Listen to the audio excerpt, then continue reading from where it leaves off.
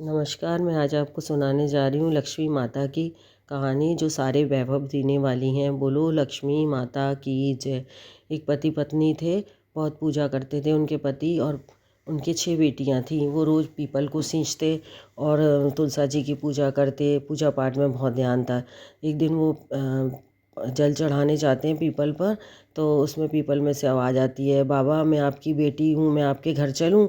तो वो बेचारे बड़े असमंजस में पड़ जाते हैं, क्या करना चाहिए। तो वो चुप होके घर आ जाते हैं। ऐसे ही दिन बीतते जाते, वो रोज़ जल चढ़ाते, रोज़ पेड़ में से यही आवाज़ आती। अब वो बड़े परेशान से, एक दिन पत्नी ने पूछा कि आज आप क्यों, आजकल आप बहुत परेशान रहने लगे हो, क्या बात है।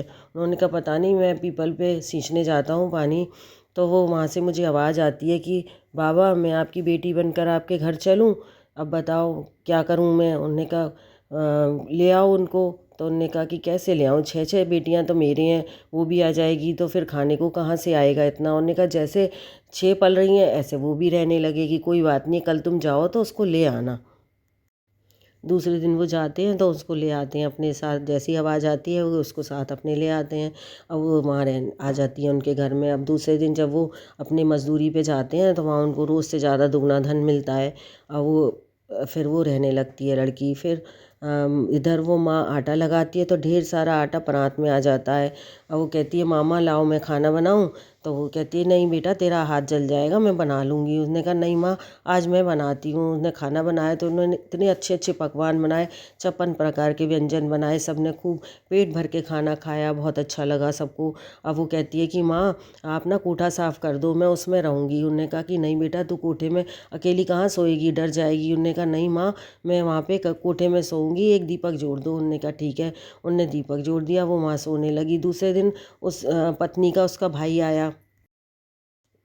उसने कहा कि भाई आया है, अब मैं इसको, वो कहने लगा मैं बहुत दूर से चल के आया हूँ बहन, मैं बहुत थक गया हूँ। तो वो सोचती है अब मैं इसको क्या खिलाऊँ, सारा खाना तो ख़त्म हो गया।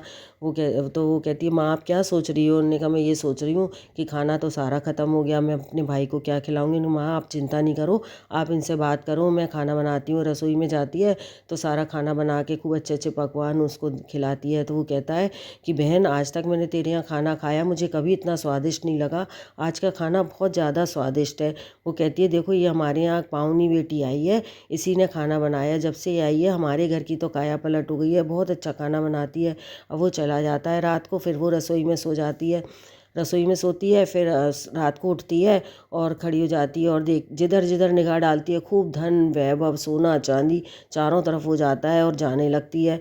बाहर जाती है तो एक बुढ़े बाबा अपनी चारपाई डाल के घर के आगे बैठे होते हैं। उनने कहा बेटा तो इतनी रात में कहाँ जा रही है। उनने कहा कि मैं लक्ष्मी हूँ, मैं तो किसी के घर एक ज़्यादा दिन तक टिकती नहीं हूँ, मैं तो इनकी दरिद्रता दूर करने आई थी। तो वो बोले अच्छा, तो अगर तुमको बाबा अपनी दरिद्रता दूर करानी हो तो तुम भी बोलो। उन्होंने कहा कर दे। तो उन्हें जैसी उनकी झोपड़ी पे निगाह डाली तो वहाँ भी खूब धन संपत्ति सोना चांदी के ढेर लग गए।